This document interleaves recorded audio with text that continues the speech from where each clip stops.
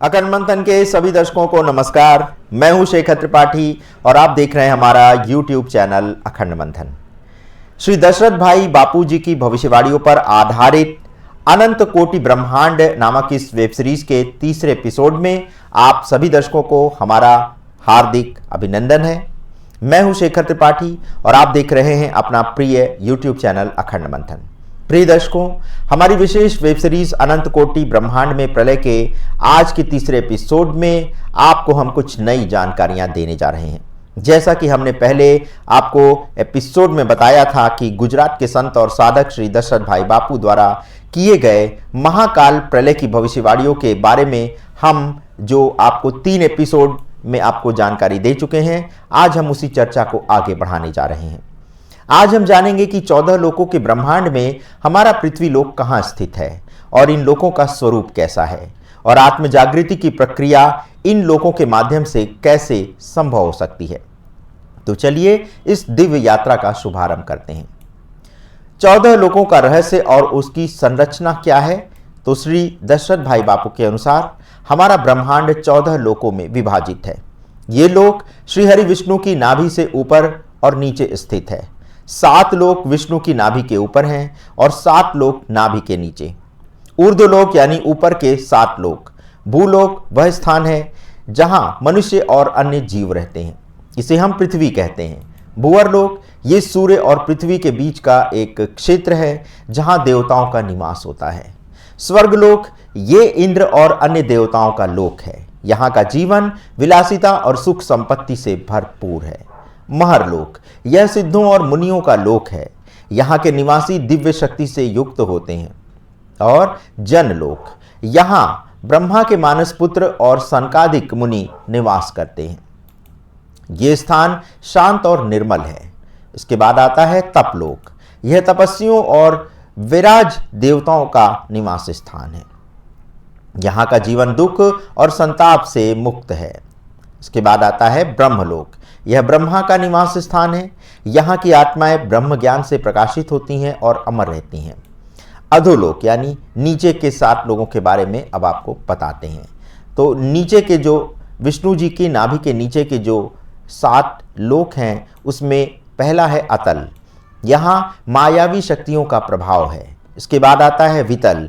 यहाँ का वातावरण भयावह और अंधकारमय है। इसके बाद आता है सुतल। यह बलिराज का निवास स्थान है। फिर आता है तलातल। यहाँ राक्षसियाँ निवास करती हैं। और उसके बाद आता है महातल। ये नागों का लोक है। इसके बाद बारी आती है रसातल की। यह दैत्यों का स्थान है। और अंत में आता है पाताल। ये लोक अत्यंत अंधकारमय और भयावह है। ब्रह्मांड का विस्तार श्री बापू जी के अनुसार 14 लोकों वाला ब्रह्मांड आकार और विस्तार में बहुत विशाल है। पहले आपको बताते हैं ऊर्ध्व लोकों का विस्तार कितना है। तो 50 करोड़ योजन यानी पूर्व से पश्चिम और 60 करोड़ योजन यानी उत्तर से दक्षिण, ये जो है क्षेत्र है इस ऊर्ध्वलोक का। इसके बाद पूरा जो ब्रह्मांड है उसका जो आकार है वो 7 खरब 77 अरब 60 करोड़ किलोमीटर का है। प्रकाश और ज्योति का वितरण अब आपको बताते हैं किस प्रकार से प्रकाश फैला है। तो ब्रह्मलोक में सूर्य की प्रकाश नहीं पहुंचता है। भूअरलोक और स्वर्गलोक में सूर्य का प्रकाश रहता है। ध्रुव तारा इस ब्रह्मांड का केंद्र है और वायुमंडल से बंधा हुआ है। सूर्य, चंद्रमा और अन्य ग्रहों की स्थिति सूर्यमंडल यानी कि पृथ्वी से सूर्य की जो दूरी है वह 1 लाख योजन है। सूर्य का व्यास 9000 योजन का है। इसी प्रकार से चंद्रमंडल की अगर बात करें तो चंद्रमा सूर्य से 1 लाख योजन ऊपर स्थित है। चंद्रमा का विस्तार सूर्य से 2 गुना है। इसके बाद बात करते हैं नक्षत्र मंडल की। नक्षत्र मंडल में चंद्रमंडल से 1 लाख योजन ऊपर है। नक्षत्रों की संख्या 80 समुद्र 14 अरब 20 करोड़ है। शुक्र मंडल नक्षत्र मंडल से 2 लाख योजन ऊपर है। बृहस्पति का स्थान शुक्र से 2 लाख योजन ऊपर है। शनि और सप्तर्षि मंडल, शनि बृहस्पति से 1 लाख योजन ऊपर है।